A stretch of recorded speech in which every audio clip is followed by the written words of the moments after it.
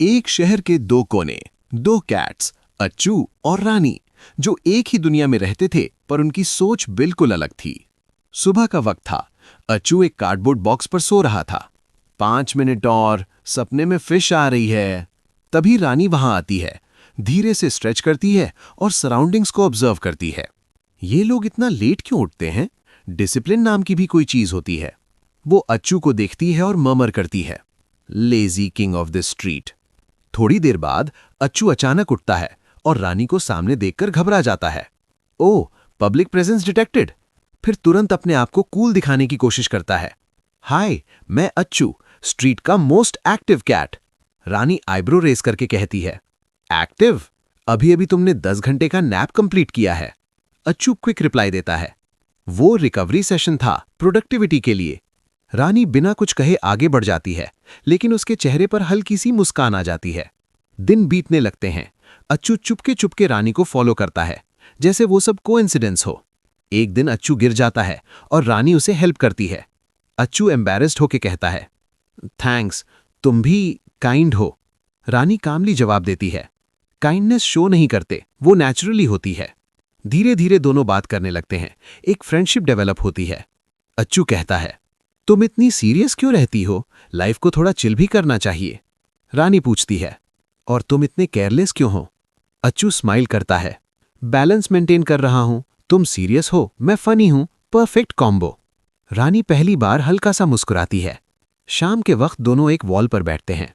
अच्चू food share करते हुए dramatic style में कहता है, today special premium street fish served with love. Rani टीजिंग tone में पूछती है, लव या फिश? अच्चू हंसकर जवाब देता है, both, but love is free, fish is not.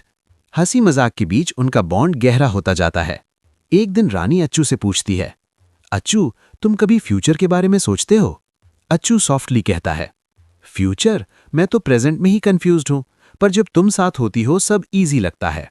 समय बीतता है और एक दिन रानी थोड़ी साइलेंट और डिस्टर्ब्ड लगती है। अच्चू पूछता है, क्या हुआ रानी, तुम आज चुप हो? रानी हेजिटेशन के साथ कहती है, अच्चू, मुझे यहां से जाना पड़ेगा। अच्चू हल्का सा जोक करता है, अच्छा, रिलोकेशन प्लान है, मैं भी अप्लाई कर दूं क्या? पर रानी स्माइल नहीं करती।